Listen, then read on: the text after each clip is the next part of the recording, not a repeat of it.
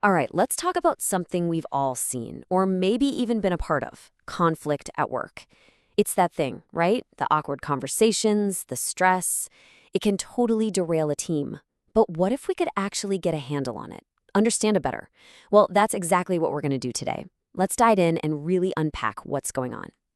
So let's just start with a number: 35%. What does that mean?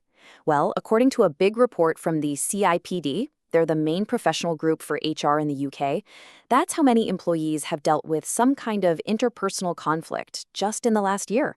I mean, think about that. That's more than 1 out of every 3 people you work with. So yeah, this isn't some rare thing. It's happening all the time. And this quote from that same report, man, it just hits the nail on the head. We spend a huge chunk of our lives at work, right? So the vibe there, the relationships we have, they have a massive impact on our overall happiness. It's not just about getting the job done. So with that in mind, what is actually causing all this friction? Okay, so let's get into the anatomy of a conflict. We're going to break down the why and the who. What's causing it and who we are actually having these disagreements with. Okay, now this is fascinating. You might think the biggest fights are about big, important work stuff, right? But no, look at this. The number one cause by a long shot, almost half of all conflicts, is just differences in personality, or how we like to work. It's that classic personality clash. You know, how one person communicates versus another. Individual performance is number 2, sure. But it's really clear that the human element, just people being people, is the biggest driver here. So if that's the why, who's the who? Well, it's probably not going to surprise you. We're clashing with the people we're around the most. It's a virtual tie between our direct manager and a colleague on our own team. It just makes sense, right? The more you work with someone, the more chances there are for wires to get crossed if things aren't managed well. And this is where it gets really serious. This friction, it has a real human cost. What happens to the people caught in the middle? Well, the numbers are pretty sobering.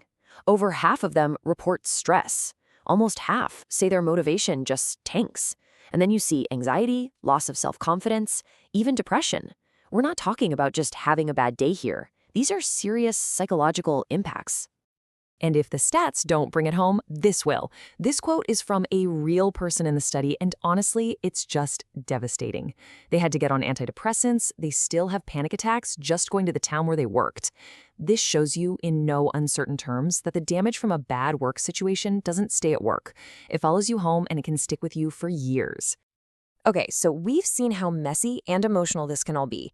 How in the world can a company step back from all that chaos and actually figure out what's going on in a clear-headed way? Well, that brings us to our next part: shifting from the problem to the process.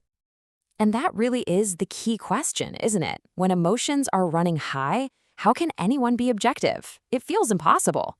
But it turns out there are tools for this. There are ways to bring structure to the chaos. Now, I know what you're thinking. A formal report? That sounds super dry. But hang with me here, because it's actually a really powerful idea. Think about it. When things get bad enough that HR has to step in, they need a roadmap. They can't just go on feelings. A structure like this forces them to be methodical. You start with, what's the problem? Then you look at, how did we investigate? Then lay out the cold, hard facts, the findings. Only after all that do you get to the so what. It's all about turning that emotional mess into a logical story so that leaders can actually make a good decision. And a really critical piece of this whole thing is the executive summary.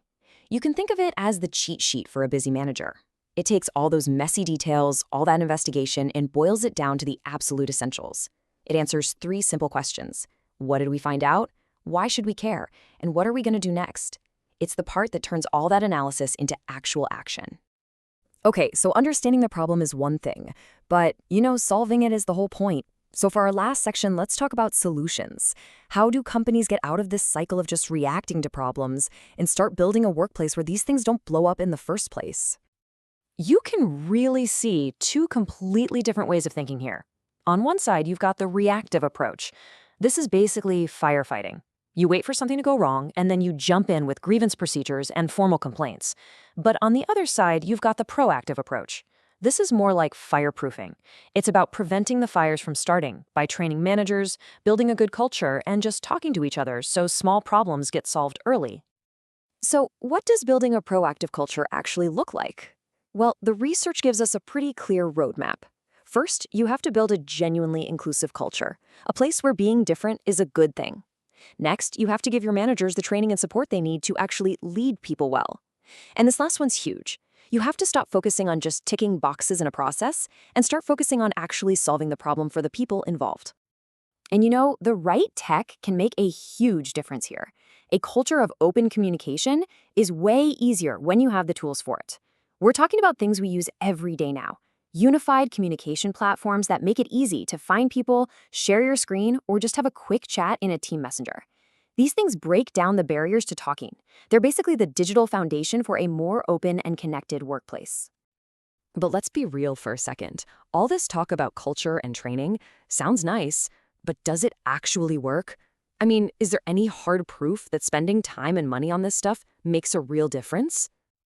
Well, here's your answer. And honestly, the data is just crystal clear. Look at this. In companies that actually train their managers on how to manage people, a whopping 82% of those managers are seen as helping their teams build healthy relationships. But in companies that don't do that training, that number plummets to just 56%. That is a massive difference. This is the proof right here. Investing in your managers works.